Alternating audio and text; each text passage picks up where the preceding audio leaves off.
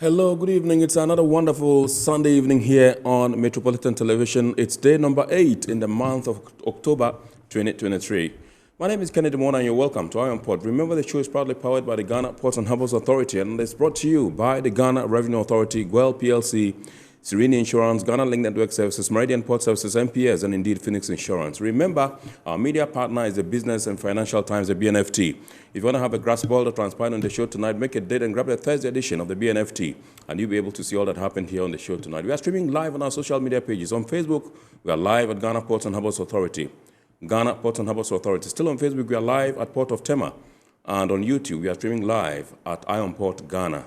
Iron Port Ghana. We shall be getting interactive with you, so all you have to do is sit back, relax, and get your phones, grab your phones, and send us messages and comments via our dedicated WhatsApp line, which is 0559 019 177, 0559 019 177. And when the time is ripe and I pick signals from the production team, we shall activate the phone lines for you to call in and contribute to the discussion. My name is Kennedy Mona.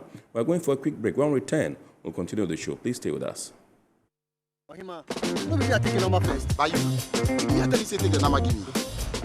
Guys, now I'm tired. I'll go on a date with whoever gets here first. Princess, really? Okay, I dey come. Shut up! Mame, finish my mama wati. Boss, fill my tank with Super XP Euro 95. Well up with Super XP Ron 95 and Diesel XP high performance products from Goyle.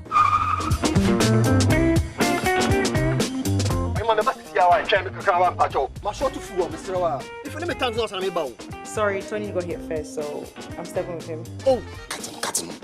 Hey, go for that. Choose Super XP Ron 95 and Diesel XP for an energizing driving experience. Always go for Goyle Super XP Ron 95. Goyle, good energy. Goyle is good energy. Electricity, then pay your taxes.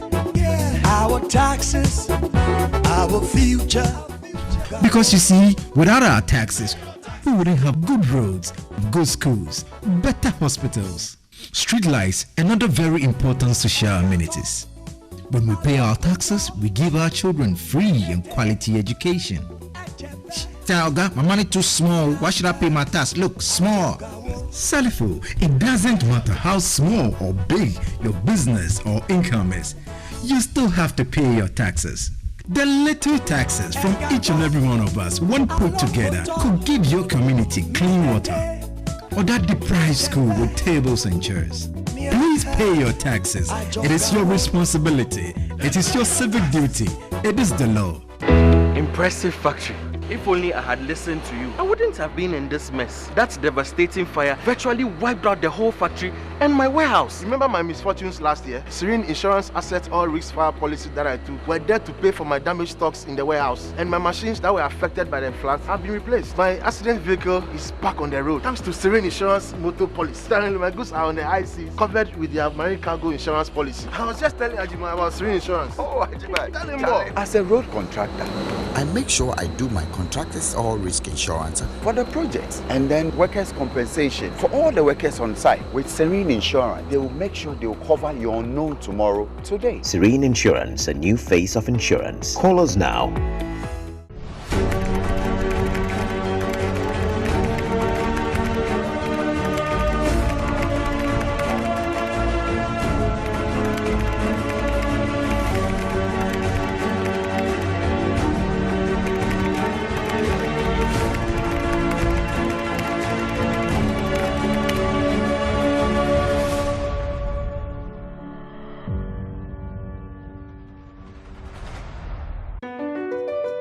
MPS Terminal 3 is Africa's new state-of-the-art container terminal at Tema Port. For manufacturers, agro-processors and traders, the new port means business can be done faster. This infrastructure boost will improve Ghana's port handling capacity, connect more trading routes, and oil the engine of growth for the economy, creating greater opportunities across all sectors as Africa's markets merge and become the largest trading bloc globally. MPS, we connect, you thrive. Business and life can be like the sea sometimes. Sometimes serene, sometimes calm, sometimes turbulent, and at times it brings the unexpected.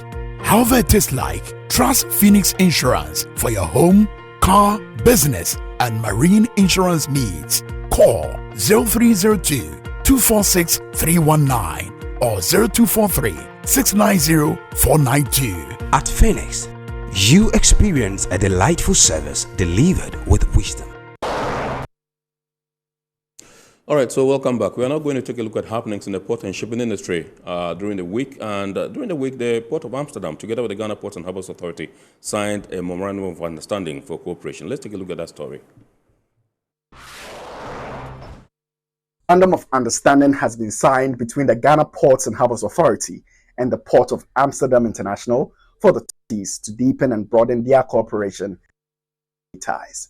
The parties wish to share expertise and experience in several fields to strengthen their partnership as well as promote trade between the Port of Amsterdam and the Port of Tema and Takoradi, with a focus on the cocoa trade and other commodities and cargoes. Some key elements of this partnership include sustainable port initiatives such as the energy transition, trade development initiatives such as the exploration of market opportunities and other port development issues. The Director General of the Ghana Ports and Harbours Authority, Michael Lugoje, expressed excitement at the prospects of this partnership. Ghana has been a leading producer of cocoa, and of course the destination ports and how exports are done, mainly between cocoa board and what do you call it, the various marketing organizations. We only provide the port facilities over the years, but we haven't really had any special arrangements with any destination port to develop special programs that can help us promote the trade and grow it or probably make it more efficient. So we think that as we are advancing in our relationship, it is the first time we're going to have this kind of port-to-port kind of structured arrangement to see how we can promote business, not just in cocoa sector, but in other cargo segments. On the other side, the managing director of the Port of Amsterdam International told Iron Port his outfit is looking forward to exchange knowledge and business opportunities. Well, the Port of Tema is for a long time already a partner. There is carriers, for instance, Grimaldi line, who are already calling for a long time in Tema and in Takoradi port and in the Port of Amsterdam. And well, they are increasing their presence in both ports, and well, this will mean that this is a good moment to intensify the relation also from port to port and to create a more efficient port.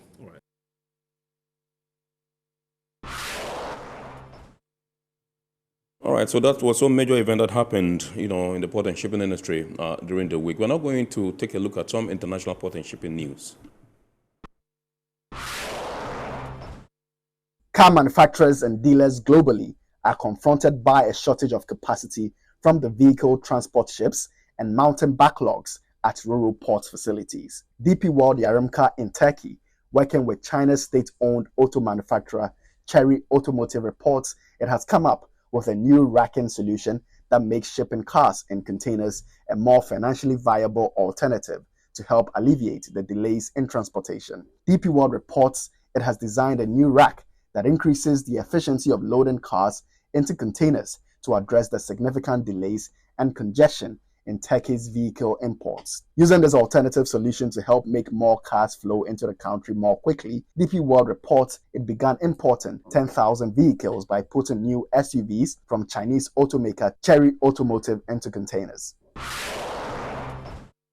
The Port of Rotterdam has announced a port fee reduction for ships that bunker sustainable fuels in Rotterdam, supporting the Zero Emissions Maritime Buyers Alliance, ZEMBA. The Port of Rotterdam highlighted ZEMBA's recent launch of a request for proposals for the transport of 600,000 20-foot containers on ocean-going container vessels powered by zero-emission fuels, noting that as a support, the port now offers a port fee reduction for those large container vessels when bunkering sustainable fuels in Rotterdam, which can run up to 500,000 euros in total. The port said to qualify, a ship has to bunker alternative fuels in Rotterdam with at least a 90% reduction in greenhouse gases, such as green methanol or ammonia, adding that the discount does not apply to bio-blended fuel oil, marine gas oil, or marine diesel oil, as that market is already mature in Rotterdam. All right, so welcome back. We're now going to take our word or phrase of the day. And remember, the word or phrase of the day has been fashioned to bring you up to speed with the terminologies and jargons we use in the shipping industry. Now, today's word is corn row. Corn row.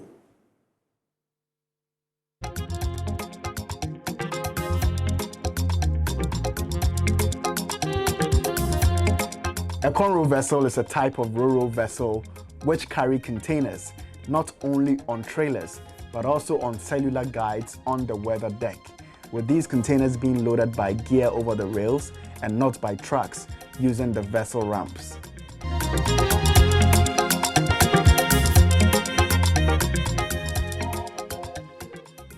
Right, so welcome. We're not zooming into our discussion proper tonight, but tonight our discussion is in two segments. We are dealing with the month of October, which is the pink month, where we take a look at breast cancer and related matters.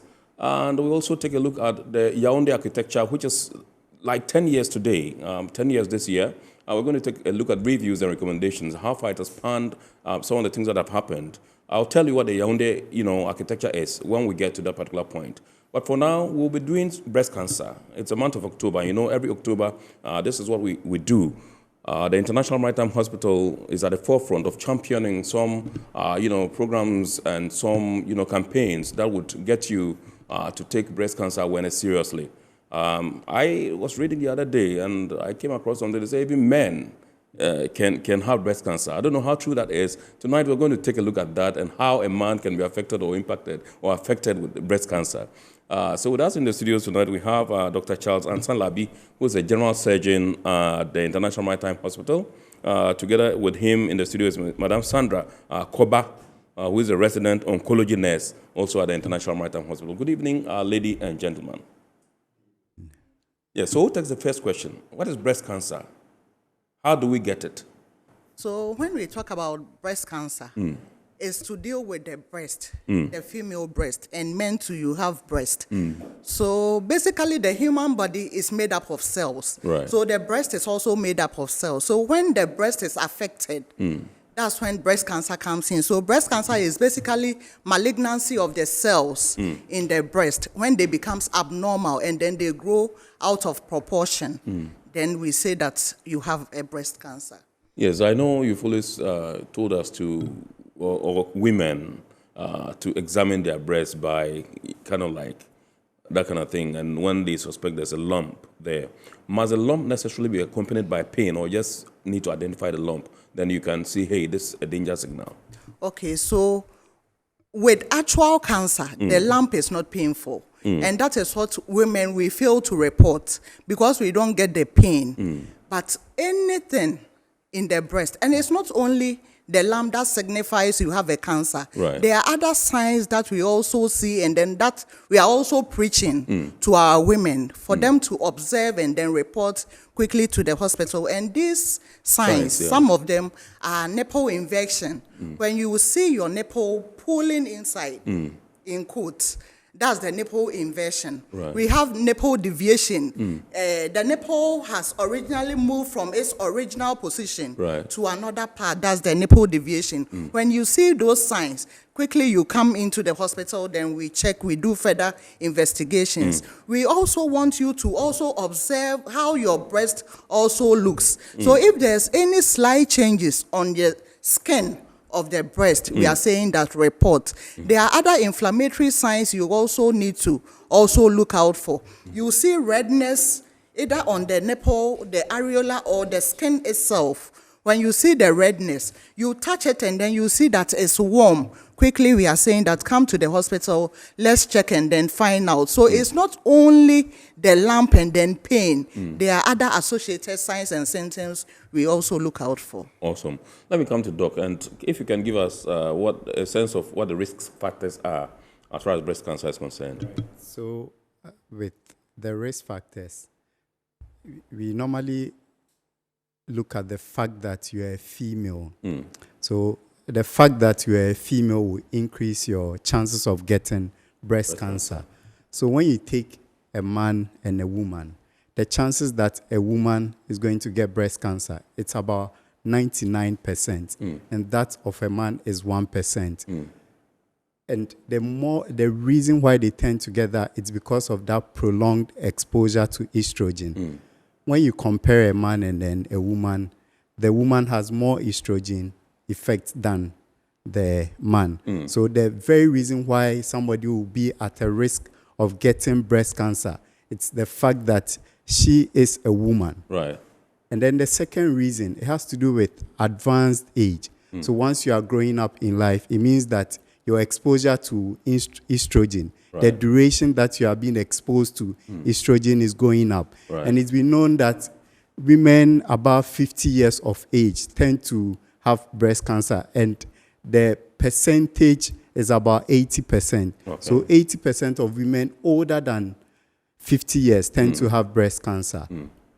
And then the other reason is that you should have a family history. So you have inherited a particular... Hereditary. Yeah, exactly. So let's just take the family history. There are some genetic mutations. We talk about BRCA1 and then BRCA2 gene mutations. And then we also have the TP53 gene mutations. So remember that in 2013, Angelina Jolie decided to go for bilateral breast mastectomy. The reason being that she had the BRCA1 gene. So she didn't want to increase her risk of getting the breast cancer. And when you look at the general population, that the risk that the general population will get breast cancer is about 12%. But once you have the BRCA1 gene mutation, your risk is increased from 45 to 85%. And the BRCA1 doesn't come alone with breast cancer. It has other cancers, for instance, ovarian cancer. And the risk is increased from 10 to 44%. And then the other factors is a woman's reproductive years. So once you start menstruating at an early age, let's say 11 years, once you start menstruating, early menarche we say, so it's the same mechanism that the duration of exposure to estrogen is prolonged when you start your menstruation early. And then when you end your menstruation or menopause late, that's when you are 55, your menstruation is after 55 years of age. And then a woman who has not been pregnant, because once you get pregnant, it means that the estrogen effect is reduced. So if somebody has not been pregnant before, her chances of getting breast cancer are increased. And then you also look at, once you get pregnant, you are looking at the breastfeeding. Are you going to breastfeed or you are not going to breastfeed? So it's been known that once you breastfeed for more than a year, your chances of getting the breast cancer will also go down. And then we also look at combined oral contraceptive pills.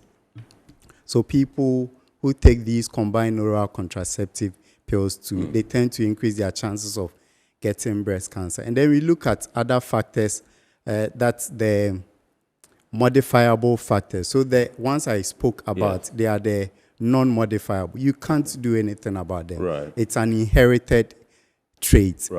But with the modifiable ones, what you can do. So what we are trying to preach is that we are trying to say that breast cancer is prevalent. Breast cancer, the incidence is about 2 million a year. And then in Ghana, it's about 4,000. Global figure, 2 million. 2 million. Global, 4,000 in Ghana. Yeah, 4,000 in Ghana.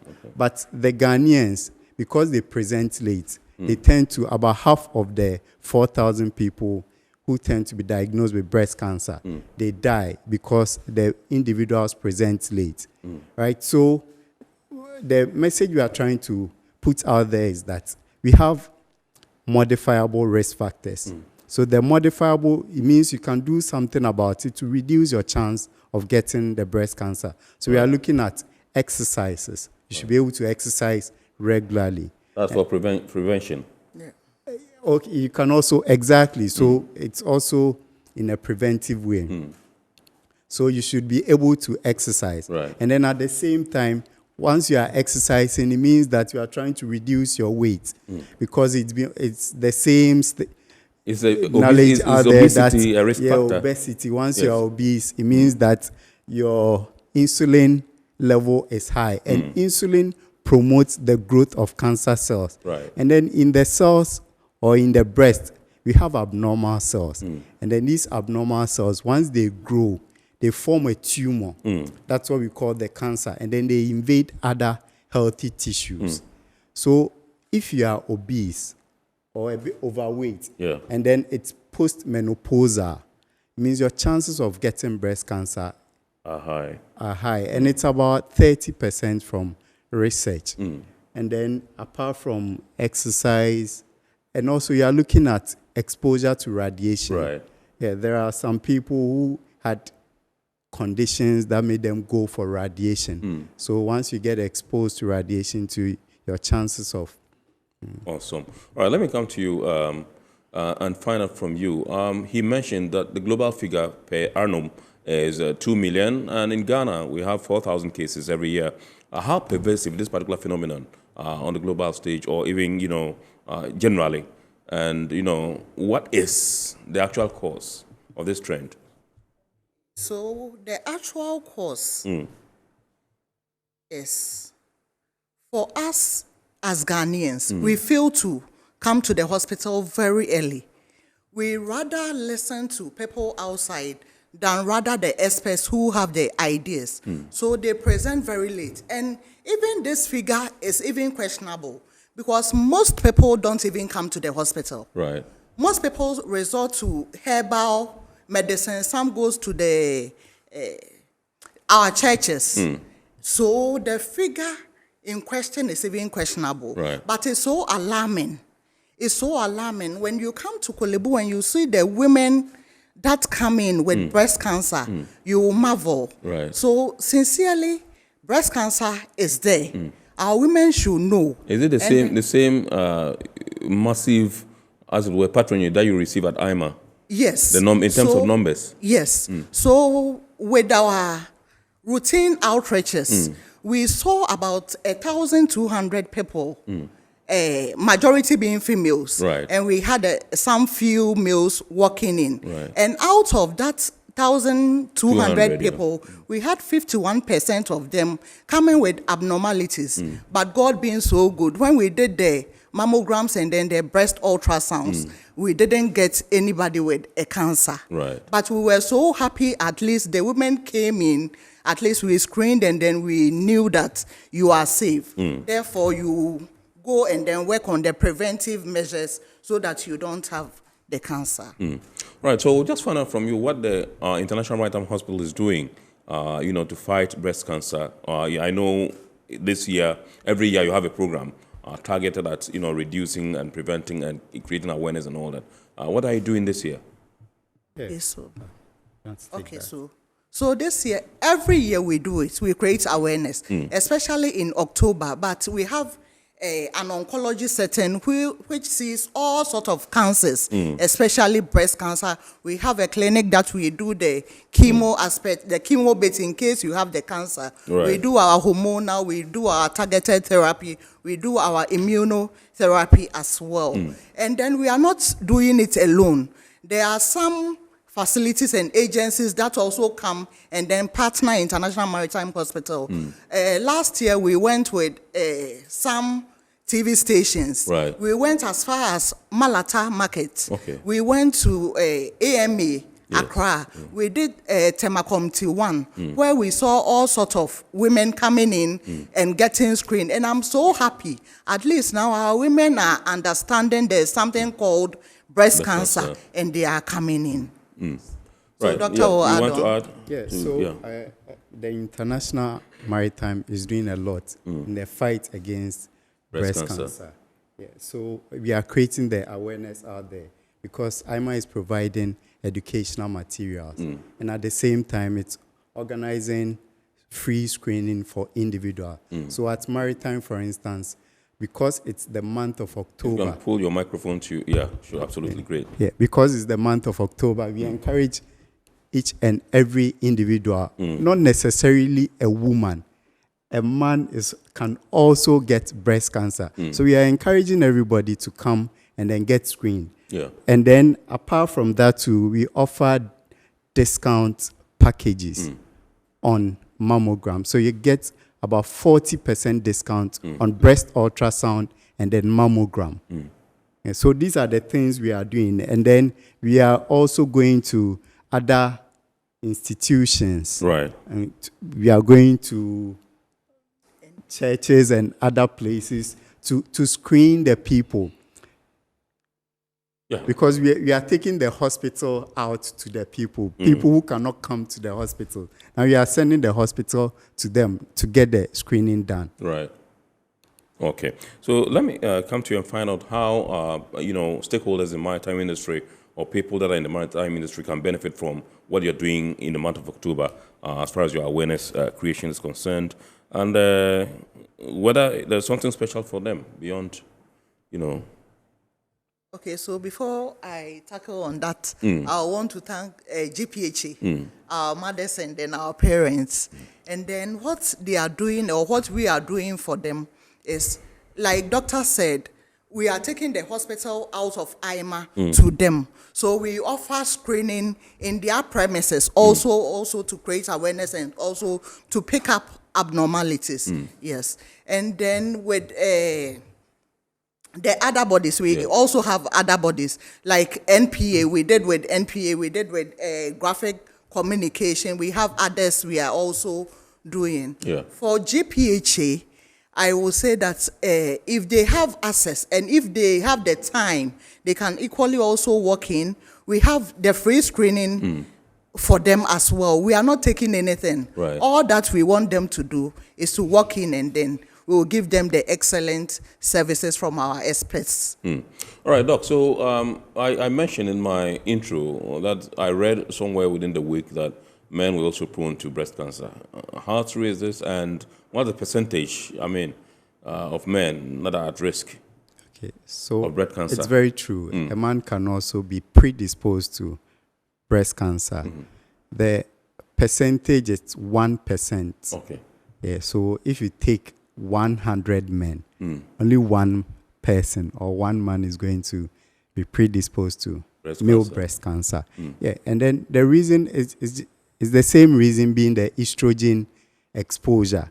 So if you have a liver disease, if you have liver cirrhosis, it means it's not going to metabolize your estrogen. So estrogen stays in your blood, which will then lead to breast cancer, because the abnormal breast cells, they feed on estrogen that's present. Right. So the estrogen will cause the abnormal breast cells to form a tumor, invade other structures, and then cause the cancer. Have we, recorded any male breast cancer, situation at IMaH? Okay, so yes. Currently, we have one male patient who we screened, and then we found a lump. We were all surprised too, but it's very common. Okay. Just that our men are not walking in. At IMaH, we have a current patient, a male patient with breast cancer. Okay. Yes. I see. All right. Awesome. So finally, I just wanted to find out from you why somebody listening to us or watching would choose IMaH as a hospital of choice as far as breast cancer and other, special diseases are concerned. So IMaH, you will say advanced that illnesses, yeah, it's one of the leading tertiary hospitals in the country at the moment, and it also offers comprehensive care when it comes to breast cancer treatment. It's a 130-bed hospital with state-of-the-art facilities and a team of highly skilled and experienced healthcare professionals. Right. And then at the same time too, we have an oncology unit. And then we also attend to breast cancer, not just breast cancer, but other cancers, colorectal, lung cancers. We attend to all those individuals. And then we have the facility. We have MRI, we have CT scans, we have mammograms, and then we also have ultrasound. And these are like new machines with new technologies. And then our healthcare professionals too are very experienced. And then the nurses too are compassionate. They take their time when attending to patients. Right. So we have that track record. Right. Awesome. Do you want to add anything? Okay, so Doctor has said it. I wanted to add that we also have excellent service. We render excellent service. So when looking at any other hospital, look IMaH first. Okay.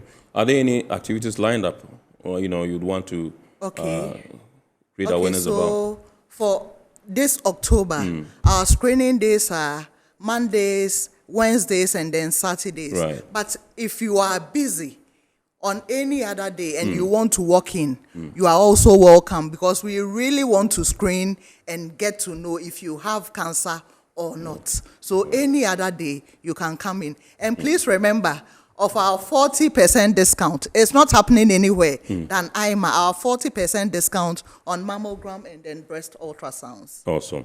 Great. So we say a very big thank you to you, Dr.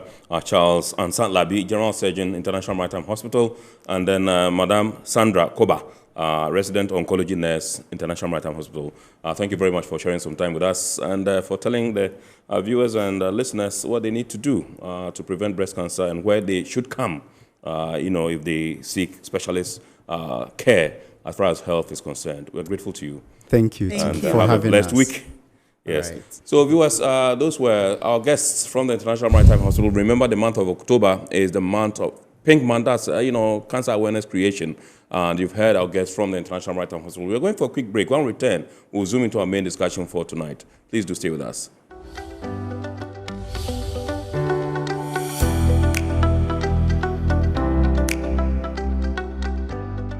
Do you know that breast cancer is the #1 cause of cancer-related deaths in women in Ghana? Early detection improves life. Certain breast cancers can only be detected through screening. Do you know that being a woman increases your risk of developing breast cancer? Your risk of developing breast cancer also increases with advancing age. It is therefore very important to get screened for breast cancer. The International Maritime Hospital is committed to early cancer detection and management. In this month of October, the International Maritime Hospital is offering free breast screening on Mondays, Wednesdays, and Saturdays from 9 a.m. to 3 p.m. Get a free clinical breast exam by skilled nurses and doctors. Don't miss out on the other amazing offers. We are offering a 40% discount on mammograms and breast ultrasound during Pink October. Learn more about breast cancer as we assess your risk factors. Learn how to conduct a monthly breast self-examination yourself. Join us at International Maritime Hospital as we raise awareness on breast cancer. Save a life, save your life. Get screened for breast cancer today. International Maritime Hospital, we serve, we care. Eye yare bi a eto eman no fo mo bro ne friend no breast cancer sa yare yi emema so tibinya eye yare bi a edi nipa bebre nya ewo ye man Ghana mu eno nti eho hia se ubetu ho anamon na obekọ hospital na yahwehwe wanu fo mo ahwe se ebia wanya kokram yare yi bia na eno nti na bosomi October ya yewo mu ye boda ro se oba bia nto ho anamon no nkwa ayaresa bia na yenhwehwe nanu fo mo nhwe se ebia wanya yare ni bia esan se kokram yare eba embo nkaye uye oba yi nko ade mfie kwa animu nso de na yare yi ebetimi ato wo baabia nti menu aba ma ye stress yare tu ho anamo ansa ede wunya Yen ayewo International Maritime Hospital aye friend no IMaH eye yen eniswadu hu se yarewa kokram ya eto nufumi ye beye nhwehwemu ntem na ebi hu yare no na ebesa ano eyitina bosumi October ya yesimi International Maritime Hospital ema ya kwenya se ye mbra no wonye ye nufuimu nhwehwemu maye eda a wodi esi ho ewo saa bosumi eye eda dwuda bukuda ene memededa efi anopa no nkunu ekosi ewia no miensa yemfa saa akwenya yiso na a doctors for ne a nurses for wo yare animdie yi enhwehwe ye nufuimu maye menanom menuamia ene menafofomia Be ye masa akonya impare ye. Ye mra no wonye hwehwemu ma ye. Eni je sonko aba. IMaH ma 40% discount. Ewo abefo machines a ye de hwehwe kokram ewo ye nufo mu. A ye friend mammogram ene breast ultrasound. Ye to ye nsafro say Brian Chow niema e de kokram eba nufo ni mu. Ene se de wan kasa so wo befa so ahwehwe onufo ni mu se kokram bi aba beto mu a. Ye to ye nsafro say beka ye ho ene dey. E bra ye create awareness ni ye hwehwe nufo mu se kokram bi aba mu a. Ye se bra ni ye mboa ye yankasa ye age ye nkwa ye bo modern so age wo so nkwa IMaH ye dwen wo ho IMaH ye do for me flan go helane ne bro for me chole breast cancer no ji hela kenken na egbe ye titu ye gane ne ni okadi ko nbe na chon akehye helane oyeko chi obenke hela chamoe ni akwa mi ahabo ne ka akwa ahabo no oyeko e abanya sana ne egbembo oleni bi ne keneke helane baalo ye jimenti tru ni helane amena ni yewuni amehemfa helane amena. International Maritime Hospital hila chamo hile eto ehe for shake fla gbo hila ile ambawa ni ayoselemna ni amona amna ye Antonio na emie ju sho ke ho kedelebi mlechani ji na ehu kashi mlechani ji eten abakwa fu family ni ahe shika ni blofo chole free breast screening no bomba ni wo dache foi kenes foi na chosi ame ye fufo kwemo mie amekwe ofufo ahabo ni keni ni fita mo he mo hona eko kwemo na ke fita he ni ana fufo hela odugba ni brofo chole mammogram ke breast ultrasound International Maritime Hospital ye nyon Antone mie ache no 40% ni mo fe mo ana ni le hwe bakwe no eya akeshi obahani akwe ofufo eham wana nile pi ene ke fo helane keji wana notitiri ni keneke helane ba esa kesi no fe nyo okwe keji chake moko eba ofufo mi alo hemo pink October ni kegi ne ka o mami lo osnono yoko ti o benke IMaH koni wowa ni wo keme lo bla menjwe mo ke ba ne ke helane ahi hero mo moko wala ngene hero mo bu o wala ngene mene ba koni wo ko ofufo mi ke hambo International Maritime Hospital. We serve, we care.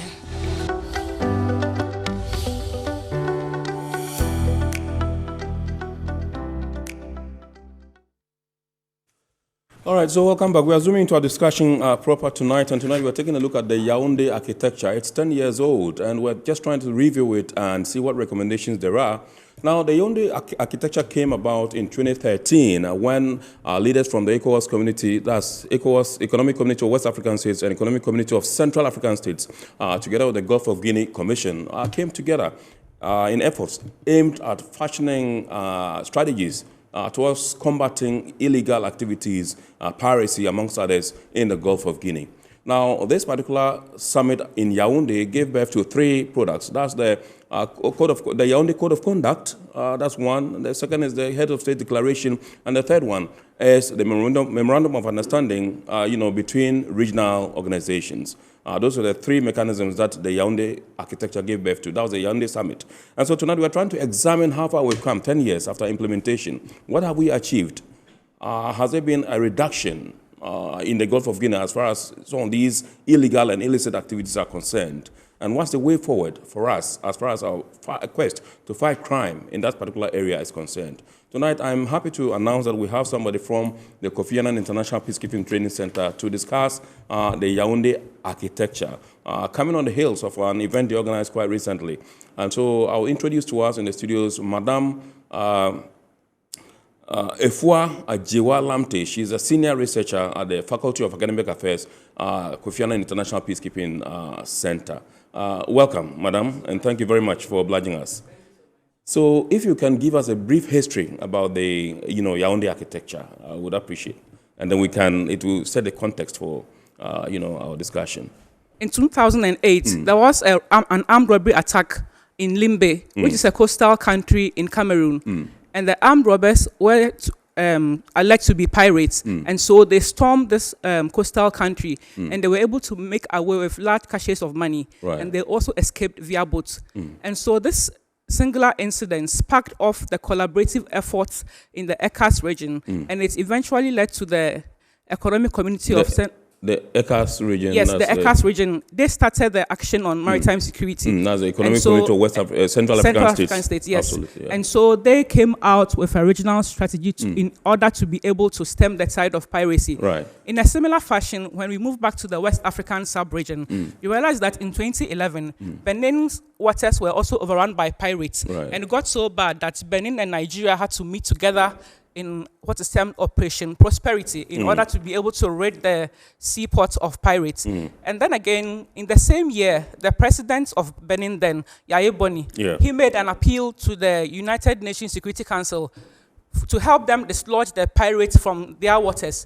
And so this appeal was taken up by the United Nations, and it's resulted in some research that was done on the situation of maritime piracy in the Gulf of Guinea, and eventually it produced 2 UN resolutions, UN Resolution 2018 of 2011 and also 2039 of 2012. And so these resolutions called on member states as well as the regional organizations, as you rightly mentioned, ECAS, ECOWAS, and the GNGC, to get together and collaborate in order to put in place interventions that would stem the tide of maritime piracy. And so from then, as you know, before these heads of states meet, there has to be a ministerial meeting, there has to be a forum, and then the ministers of foreign affairs have to meet also. So all these were done, and it's culminated in the first ever meeting in Yaoundé, as you rightly mentioned, on the 24th and 25th of June, where the leaders got down together and they brought out the 3 documents that you have rightly mentioned. Awesome. All right. So I just want to, recently, the Kofi Annan International Peacekeeping Training Center organized a program where some of these issues came up. Can you, briefly tell us about this particular program that you organized? So we organized this program in collaboration with the Danish, Royal Danish Defense Academy and also the Stellenbosch University. And we were trying to find a forum where we could discuss the maritime security incidents in the Gulf of Guinea. And so we covered a broad range of issues such as the effectiveness of the Yaoundé Code of Conduct. We also looked at the role of women in maritime security, the issue of cyber security. You know, there are so many cables in the seabed. We looked at the implications for coastal communities. And then we also looked at the importance of rolling in also non-state actors and the role of IUU fishing, the illegal, unreported, and unregulated fishing, all in a bid to throw more light and to see what solutions we can find to combat some of these threats. Now, if you can bring us up to speed with the signatories to this particular document and what they are expected to do. Okay, so the signatories, I think I have a map that shows the Gulf of Guinea region. And as you can see from the map, originally the signatories on the Yaoundé Code of Conduct, they are 25. Right. At that time, Rwanda had left ECAS, so Rwanda was not part of the initial signing. We have Angola, DRC, Congo, Gabon, STP. What's STP? Sao Tome and Principe. Okay, Sao Tome and Principe, Yes. Equatorial Guinea, Cameroon, Burundi, Rwanda, Central African Republic, CR. Chad, Niger, Benin, Togo, Niger, Ghana, Cote d'Ivoire, Liberia, Sierra Leone, Guinea-Conakry, Burkina Faso, Guinea-Bissau, the Gambia, Senegal, Cabo Verde, Mali. So, as you can see from the map, the Gulf of Guinea area stretches from Senegal in West Africa to Angola in Central Africa. Right. And it comprises of 17 of the coastal states, 2 island states, and 7 landlocked states. And it's important that the landlocked states are also brought on board because most of their goods passes through the ports of the coastal countries. Right. And so these countries are the ones that met and are the ones that are the signatories to the Yaoundé Code of Conduct. And broadly, they aim to increase cooperation and collaboration, information sharing, and also pooling of resources in order to fight maritime piracy and other crimes in the Gulf of Guinea. Awesome. So I just want to find out from you what role your outfit is playing, the Kofi Annan International Peacekeeping Training Center is playing in all of this. Okay, so at the Kofi Annan International Peacekeeping Training Center, we run a number of training programs that is bent on improving the capacity of the maritime actors in the Gulf of Guinea. And so, for instance, we have a maritime security and transnational organized crime, which is sponsored by the Germans and which trains twice a year maritime actors in a collaborative manner. It's not only the Navy, it's all the gamut of maritime actors, including the media now. Right. And then we also have one course that is on maritime security reporting for journalists, and that course has just been run this year. We had a pilot course in Takrady, and then we had one in the center recently. And we have also one which is called developing a maritime security culture in the Gulf of Guinea. Yeah. And that course also aims to inculcate in the maritime security access the idea of a shared maritime culture. As you are very much aware, the sea is a global commons, and no one country can be able to police the sea by itself. Right. And so it's important for a shared understanding of the threats and a shared understanding of what can be done to be able to police the waters. So in this sense, apart from the training programs that we also offer a platform where we convene the regional actors, the political actors, and the national actors. And so periodically, we've had about 7 of them so far from 2019. We are able to pull them together. They come down and they jaw on what they can do to improve maritime security. And during these forums, they get to know better the architecture. For instance, the role the ICC plays, the roles of the regional organizations that are in Cote d'Ivoire and then Congo-Brazzaville.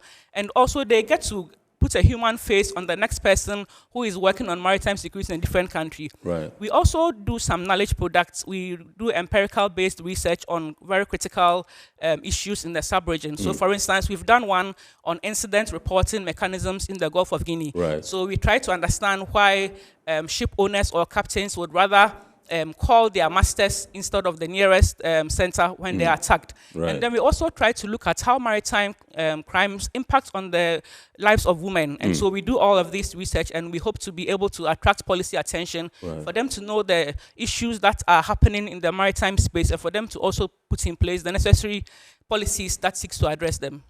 Now, prior to the Yaoundé architecture, what was the state of affairs in terms of maritime criminality and illegality? And, what's the situation as of now? Okay, so before 2013, maritime piracy and criminality in general was on the ascendancy. And sometimes we in the Gulf of Guinea, we just, it looks like we just sat there and we were watching the Somali pirates, the Gulf of Aden. We were watching them and wondering what was happening there. And before we could say Jack, it was upon us. And so the International Maritime Bureau, for instance, indicates that between 2007 and 12, there were 197 attacks alone in the Gulf of Guinea. And so the situation was very dire. And of course, we talk about the illegal, unreported, and unregulated fishing. It was also a huge issue, and it still is, because in West Africa alone, about 40% of the fish that are caught illegally.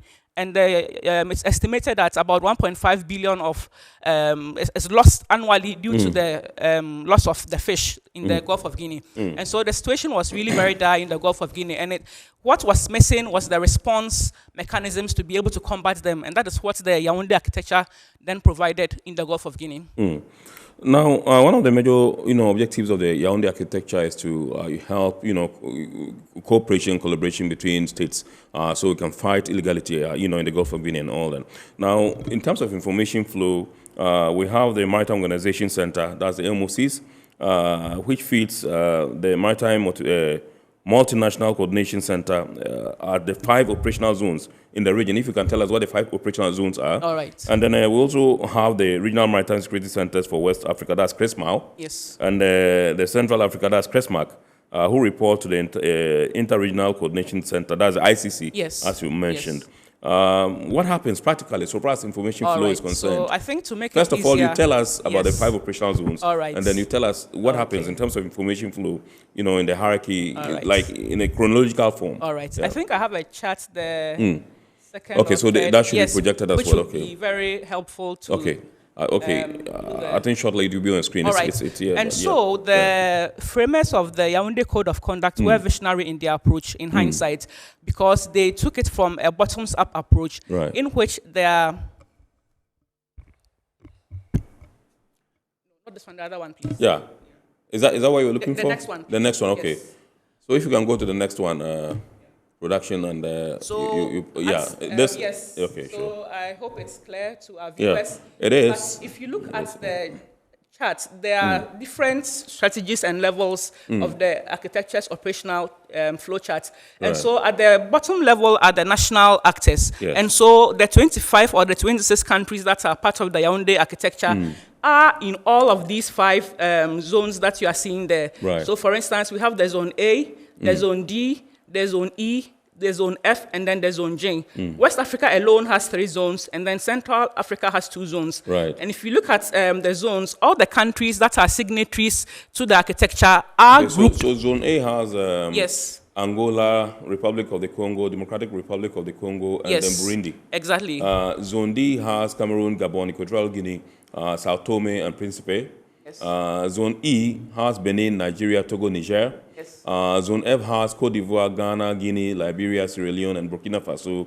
And Zone G has Cabo Verde, the Gambia, Guinea-Bissau, Senegal, and Mali. Exactly. And so the idea is that each of these zones, every country is supposed to have a maritime operations center, which is the focal place where the issues of maritime security and crimes are discussed. Right. So, for instance, if you take Ghana, for example, we are supposed to have a national maritime operations center, which is populated by all the maritime agencies, not only the Navy, the fisheries, the Ghana Ports and Harbors, the Marine Police, the Immigration, the Customs, you know, every actor that has a role at sea.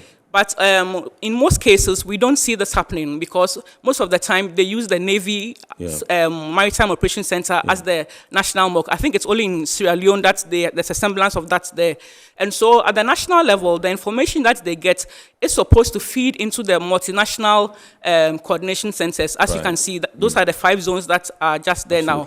And so the national country gets the information. If it is beyond their level of operation, they escalate it to the multinational zones.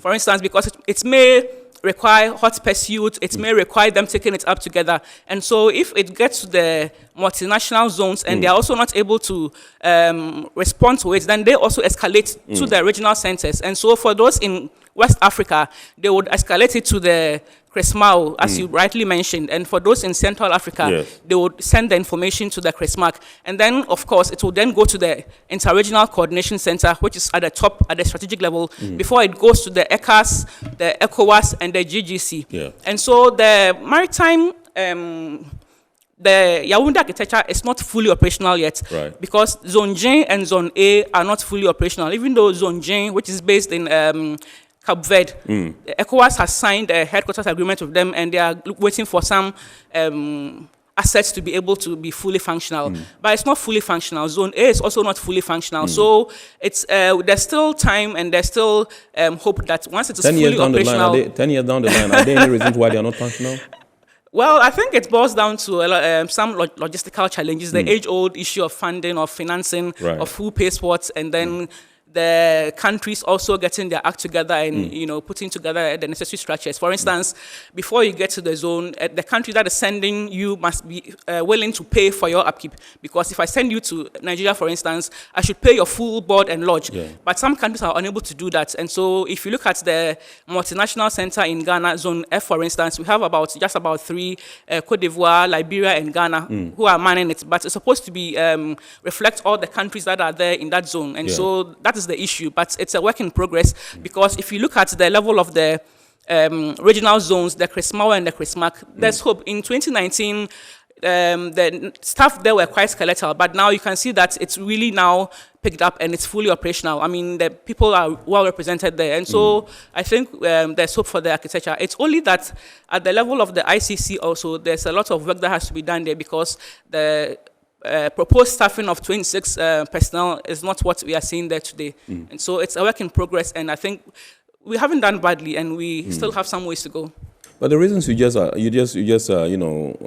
mentioned shouldn't be good enough reason for states to not to want to, as it were, oblige. Because if it's just a matter of paying for transport and lodging and all that, to get something as huge as this done, something as important as, giving protection to, the Gulf of Guinea area.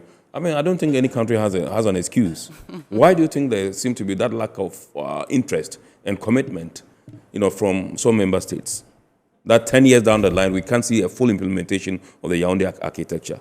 You must understand that countries have different capacities, and not every country has the required resources to be able to deploy, within the time frame that they are looking at. So it's a work in progress. And as much as the desire is there, they also may not have the necessary people that are at speed or have been trained properly to come and man those zones. And so maybe they are probably doing their homework to ensure that the person that they bring on board will not be a liability, but will be well trained and meet all the specifics of what they are going to do in that particular place. Let's come home to Ghana. Yes. What's our performance like?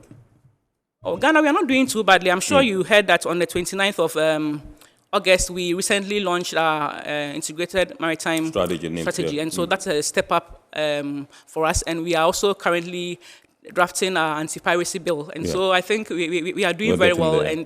And we did very well too by hosting the multinational center, at a time when there was not much action on it. Ghana, particularly the Navy and GMA, stood strongly by that center and ensured that it was manned and staffed and was able to do its work, churning out reports on the maritime security scene, on a daily, annually, whatever basis. So Ghana is not doing badly at all. Yes. Now, 10 years down the line, what are there any pointers in terms of successful interventions that have emerged after the implementation of the Yaoundé architecture? Oh, yes. Yes. There are some pointers. The first indicator is that if you look at the state of maritime piracy and armed robbery for the last 10 years, for instance, in 2020 or between the years 2010 and 2020, the International Maritime Bureau, for instance, recorded that there were about 600 attacks alone in the Gulf of Guinea. And that led to 648 kidnapped for ransom cases. Right. So that's about how many people were kidnapped from the ships that the pirates abducted. And the UNODC also estimates that about $4 million alone was used in paying for ransoms. But if you look at the picture today, since 2021, the issue of maritime piracy, the incident of maritime piracy has gone down drastically. And has left many people wondering what the cause is. And so if you look at the International Maritime Bureau statistics, for instance, for this year up to June, only 12 incidents were recorded, from a high of about 80 just a couple of years back.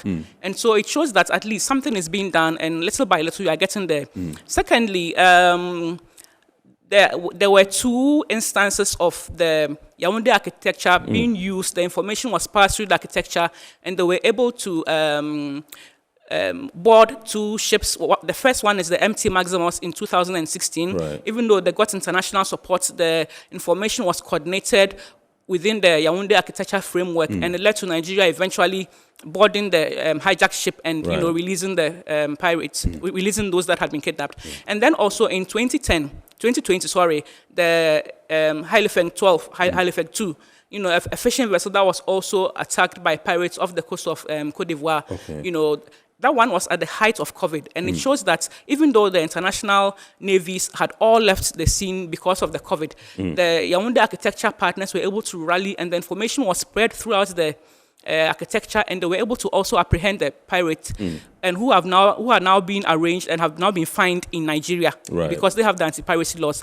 Talking about the anti-piracy laws, there's about I think 5 countries, Nigeria inclusive, Togo, I think Cape Verde, and some others who now have anti-piracy laws, and that is a very good step, because if you catch a pirate and you're not able to prosecute them, it's a huge issue, because even though most countries have signed on to the UNCLOS, which is the UN Convention on the Law of the Sea, some of them have not yet domesticated it, and if you don't have a law that speaks to a crime, you are not able to, persecute them. And then also information sharing has improved because of the pooling of resources, the interoperability of the things that they use. So the information sharing has improved, and people are now more likely to share information with each other. And so I think these are some of the things that has happened 10 years after the architecture, which is a sign in the right direction. Right. Okay, so I just wanted to briefly tell us some of the challenges associated with the implementation of the Yaoundé architecture, apart from the fact that some countries are unwilling, or their inability, so to speak, to fund some of these small things we mentioned earlier on. Yeah. All right, so you agree with me that the sea is a vast expanse of unmanned space, so to speak, in quotes, unlike the land that we are here inhabiting. If you go to any part of Ghana, there are police checkpoints at any point in time, but you cannot put checkpoints on the sea, so to speak.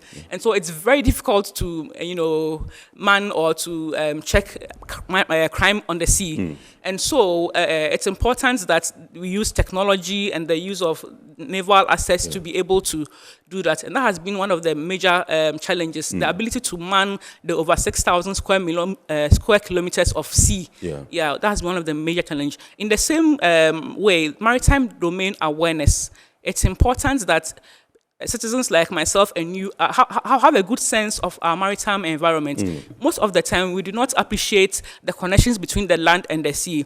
And some of the things that we do are inimical to the sustainability of the seas. For instance, if you take marine pollution, for instance, I think there was a documentary that was done the last time that indicates that a lot of the fish in the sea are eating plastics. And we look at the issue of galamsey in Ghana. So we are gradually destroying the environment, and it's going to end up in the sea. And then also we look at the issue of the judicial reforms. Countries are supposed to establish their maritime security strategies, but not all countries have been able to do that, because that's the first step for you to be able to get some guidelines on how you are going to operate in the country. And then there's still the issue of a little bit of mistrust and lack of information sharing, even though it has improved drastically. And as I indicated earlier, even though the Yaoundé architecture is there, when ships are plying the Gulf of Guinea and they get attacked or they see a suspicious approach, their first instinct is to call the ship owner or to call the other MDAT, whatever, that is based in Kuala Lumpur or Malaysia. And so they are unable to call immediately the area for which they can get help. And so by the time the information is relayed back to them, the incident has already happened and the pirates are long gone. But it's a work in progress, and I'm sure with time and a lot of trust and information, confidence building, these things will be reduced also.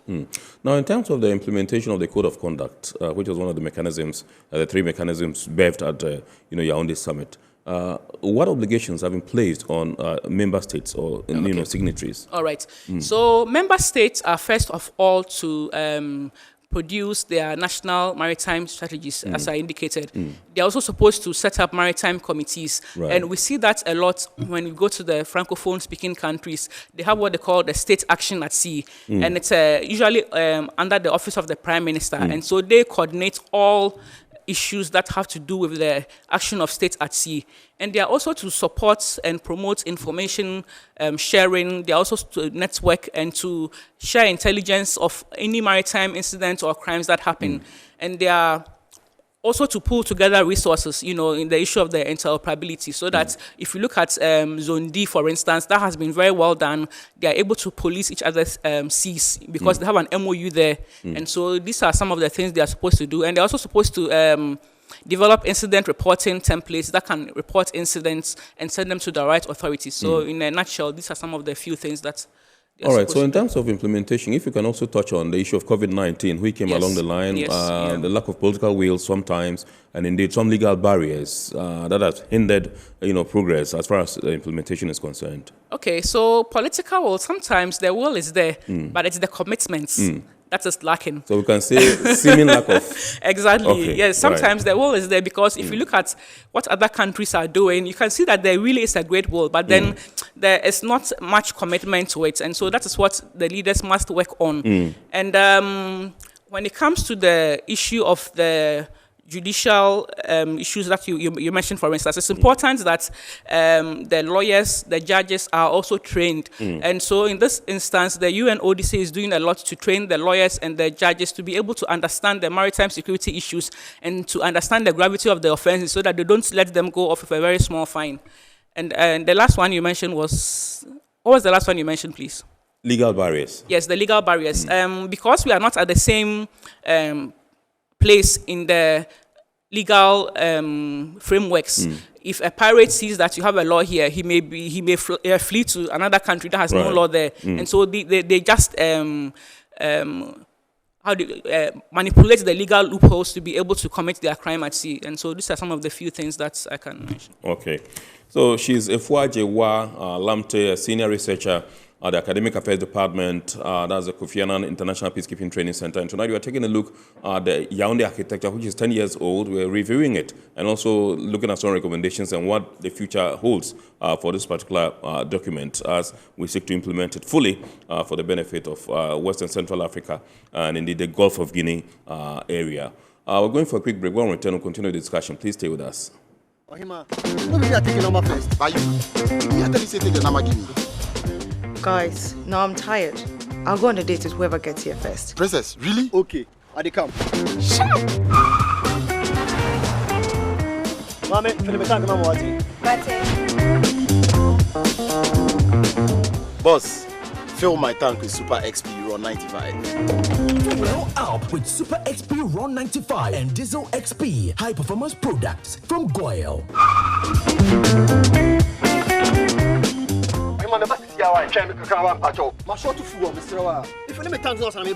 Sorry, Tony got here first, so I'm stepping with him. Oh, cut him. Hey, go for Choose Super XP Ron 95 and Diesel XP for an energizing driving experience. Always go for Goyle Super XP Ron 95. Goyle, good energy. Electricity, then pay your taxes. Yeah. Our taxes, our future. Because you see, without our taxes, we wouldn't have good roads, good schools, better hospitals, street lights, and other very important social amenities. When we pay our taxes, we give our children free and quality education.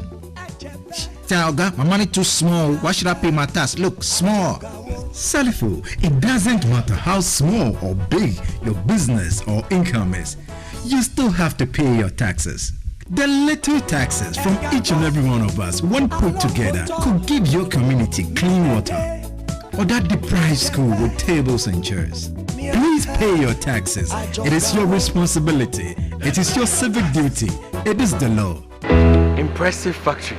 If only I had listened to you, I wouldn't have been in this mess. That devastating fire virtually wiped out the whole factory and my warehouse. Remember my misfortunes last year? Serene Insurance Asset All Risk Fire policy that I took were there to pay for my damaged stocks in the warehouse. And my machines that were affected by the floods have been replaced. My accident vehicle is back on the road thanks to Serene Insurance motor policy. Currently, my goods are on the high seas, covered with their marine cargo insurance policy. I was just telling Ajima about Serene Insurance. Oh, Ajima, tell him more. As a road contractor, I make sure I do my contractors all risk insurance for the projects and then workers' compensation for all the workers on site. With Serene Insurance, they will make sure they will cover your unknown tomorrow today. Serene Insurance, a new face of insurance. Call us now.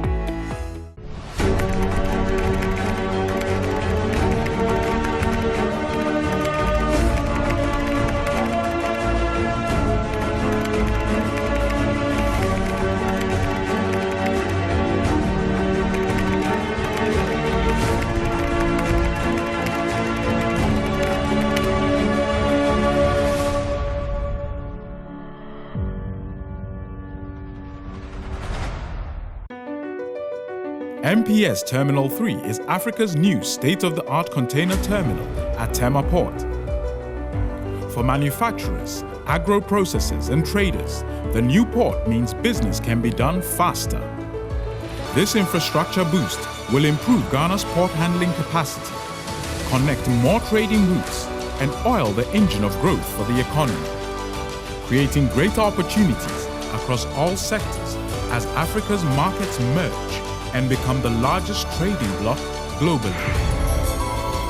MPS, we connect, you thrive. Business and life can be like the sea sometimes. Sometimes serene, sometimes calm, sometimes turbulent, and at times it brings the unexpected. However it is like, trust Phoenix Insurance for your home, car, business, and marine insurance needs. Call 0302 246 319 or 0243 690 492. At Phoenix, you experience a delightful service delivered with wisdom. All right, so welcome back. This is Iron Port and the station is Metropolitan Television. And tonight we're taking a look at the 10 years of the Yaoundé architecture. We're having some reviews and recommendations and what the way forward would be for this particular important document.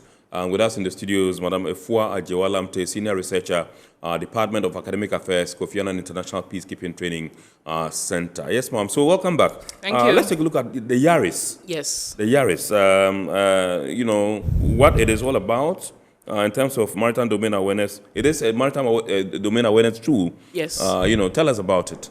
So the Yaris is a tool that has been designed by the GOGIN, which is the Gulf of Guinea, yes, interregional network. Right. That is supposed to help the Yaoundé architecture actors to be able to have a one-stop platform to report maritime incidences, to analyze the maritime incidences, and then to be able to plan and operate the actions that they will take in that instance. So if you look at the entire thing, they did it in conjunction with the actors themselves. They consulted the ICC, they consulted the CRISMAO and the CRISMAC and the multinational coordination centers. So they have their buy-in and they have it installed at the maritime operating centers. And so it's a software that they downloaded for them. And so they go into it. If there's any attack in their area, they quickly put it in there, and it's shared at the same time across board in all the other maritime operation centers within the Yaoundé architecture. And so it has helped, even though it's not fully operational, it's helping to be able to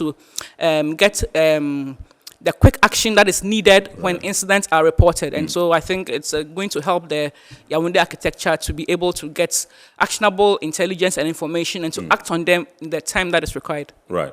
Awesome. I've been told by the production team that we can activate the phone lines for you to call in and contribute to the discussion. The number to dial is right there on your screen, 020-552-8353, 020-552-8353. You can call in and contribute to the discussion. Now, I just wanted to find out from you, from your earlier submission, you indicated that there seemed to be we've quelled this particular tide of piracy, in the Gulf of Guinea in recent times. And we just want to find out from you whether that can be attributed to the Yaoundé architecture, because there's a question here from one of our viewers who says, hi on board, my name is Sharon, watching from Axim.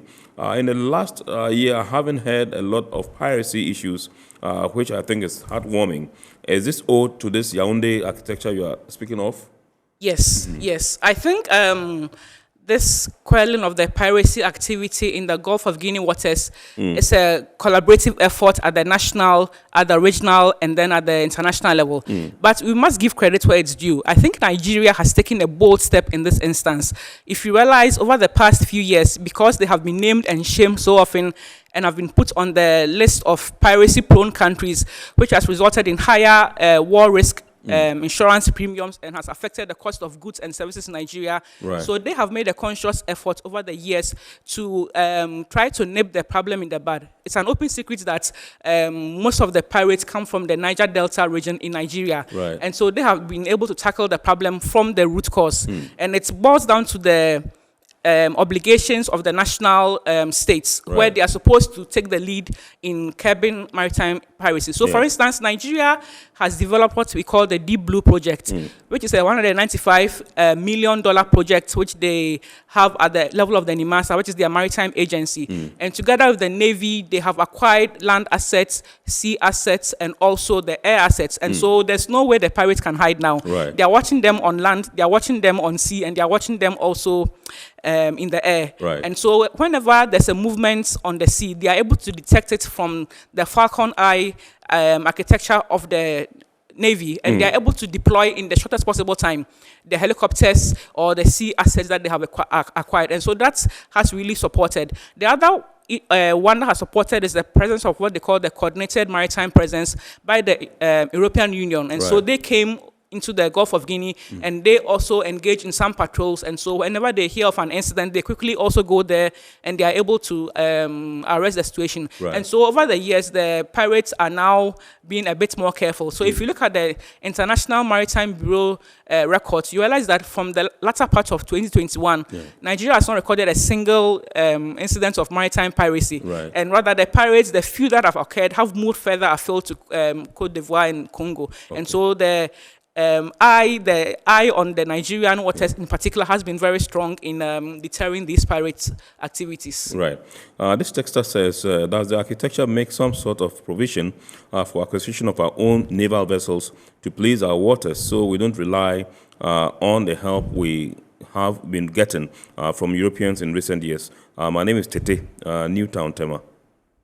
All right. For the acquisition of the naval vessels, if you'd agree with me, it is a national security issue. So it is the state itself that must procure these vessels, but the international partners do give them some of the vessels they need. And then, the ships really cost a lot of money. Yeah. And if you want to have a presence at sea for over 2 months, that's when you are able to deter the pirates. You can't just go for 3 days and come back, because they'll be watching you. As soon as you are gone, they come and do the attack. And so it's an effort that the national government must make to be able to acquire them, because they are national assets and they are for the protection of the sovereign integrity of the state. Right. And so it's really not a hard case in that sense. Yeah. Now, I just want to find out from you what we can do to ensure that member countries, it is the implementation of the Yaoundé Code of Conduct is binding, so that people will take it serious. Well, that is one issue that's is a bit of a dilemma, because at the last review in 2017, it was recommended that the documents be taken to meet a larger stakeholder base, so that they can also bring their contributions to bear. It was supposed to have been reviewed 3 years after, and then subsequently another number of years to see how they can make it legally binding. But I believe that there are very good examples. For instance, if you look at how what we term the Small Arms Convention, which was originally a moratorium and was not legally binding, and the way that states were not able to elicit compliance, and eventually the same states got together and they pushed for the legally binding ECOWAS Convention on Small Arms. Right. And so I think in that same way, there's a lot of optimism that it can be a legally binding document, but it depends upon the states themselves. Right. Like they say, where there's a will, there's a way. So if they see how things are going, and if they want to elicit compliance, because if it is not legally binding, you can only encourage, you can, promote, but you cannot, it's not binding, so you cannot force compliance. So I think from the experience that they've had to date, they would now, it's going to be reviewed next year, I hear, the Yaoundé Code of Conduct. There's going to be a big review meeting. It's not being audited. Right. And so at that meeting, they need to also bring in more stakeholders and then get a good sense of the next direction that they should go in terms of it being politically binding on it. Now let's talk about funding, how the region can help increase funding for the operationalization of the Yaoundé Code of Conduct. That is always a huge problem. If you look at the current landscape, there's about 26 EU-funded programs alone, which are purported to work on maritime security. And in terms of funding, not many of the Gulf of Guinea countries do that very well. And even the funding obligations that were laid down by the ECAS and the ECOWAS have not really been done. They were supposed to have funded it, the ICC 40% and then get some donors, but it's not gone down well. So I think in hindsight and in looking at the thing critically, perhaps we can place some levies on the imports that come into our countries. We can create some kind of fund where the money would go in, just a percentage of that amount that we get from the imports that come into our country. And then we can have a dedicated system where that amount is kept and where it's pushed to the structure, so that we get some money that we can use. Because you know that he who calls the piper plays the tune. Yeah. And so if we have people that are already pushing their interest, we cannot get to do what we really want to do. So unless we actually own the thing and we are actually funding it and paying for it, then we are then vulnerable to a whole lot of directions and interest from the other partners. Yes. Okay, so I just want to find out from you what we can do to complement the efforts of the Yaoundé architecture to ensure sustainable and secure maritime domain. Okay, so I think if you look at the Yaoundé Code of Conduct itself, it has not much room for non-state actors. So for instance, we're talking about coastal communities, we're talking about academics, we're talking about even the media, and recently we have brought the media on board. So to what extent can we incorporate some of these actors to ensure that there's a level playing field and that everybody understands that we all have a stake when it comes to maritime security in the Gulf of Guinea? And so once we begin to have an awareness, the maritime domain awareness is key. Once we begin to have an awareness and once we begin to have a sense of operationalizing the Yaoundé architecture, I'm sure that in due course we will be able to make giant strides in maritime security in the Gulf of Guinea. So going forward, what should we be doing in our quest to ensure its effective implementation, and that those that are lax and laid back in terms of implementation also pick up and take it seriously, so that we can have a holistic implementation of this particular document for our own benefit? Okay, so I think that the awareness, as I mentioned earlier, maritime domain awareness is key.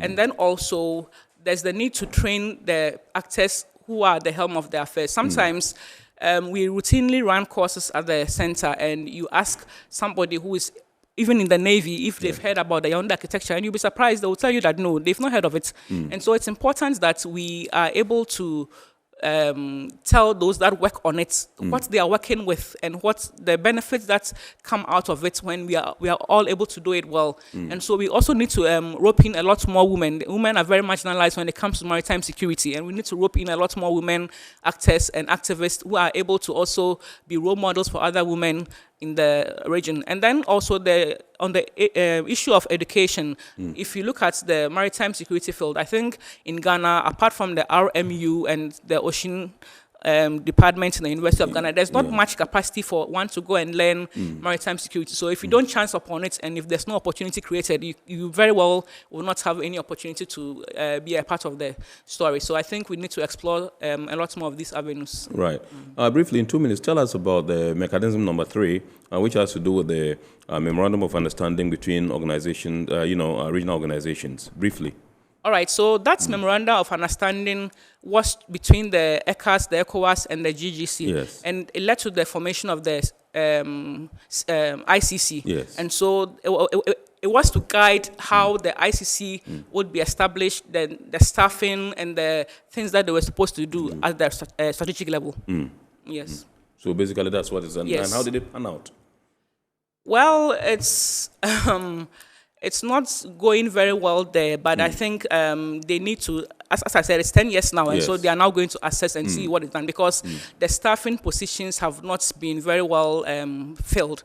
As I'm speaking right now, instead of the 26 Is it that people are not willing to offer themselves? I think this one, the ECOWAS, the GCC, and the ECAS are supposed to pay for their staff. Right. And so I think for some of them, they had some challenges and they went back to their home countries. And so it's important that we address it from the top-down level. We are able to staff that place well, because they give the strategic direction to the entire architecture. And so we really need to focus more attention on that area.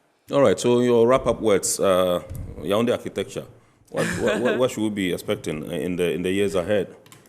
I think that it's a very good document. It has a lot of promise, and it has come at a time when there was little action on our maritime security domain or the area. And so every single person has a role to play in it, because if our maritime environment is secure, that means that we are all safe and we are all secure from all kinds of maritime crime, such as the maritime piracy, armed robbery at sea, illegal fishing, transnational organized crime, such as the drugs and the environmental pollution, etc. Right. So we all have a stake in it, and we should all do our best in whatever field we find ourselves to ensure that we have a good maritime environment that will help us all in the near future. Awesome. Thank you very much indeed. Efua Ajewa Lamte, Senior Researcher, Academic Affairs Department, Kofi Annan International Peacekeeping Training Center, for joining us in studio this night to discuss the 10 years of the Yaoundé architecture. We did some reviews and we saw some recommendations on what the way forward is for this very important document, and why there is a need for other states that are lagging behind to be apt and come up and then show a lot of will and commitment towards its implementation, so that we can have this document working effectively for the generality of the people of West and Central Africa and then the Gulf of Guinea area. We say a big thanks to you for coming. Thank you. I also say thank you. Absolutely awesome.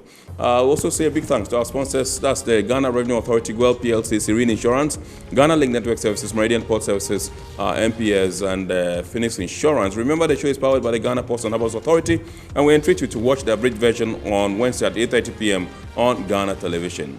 My name is Kennedy Mona. God willing, next Sunday we shall bounce back with another wonderful edition of Eye on Court here on Metropolitan Television. Wish you a super week ahead, and thank you so much. Have a blessed week.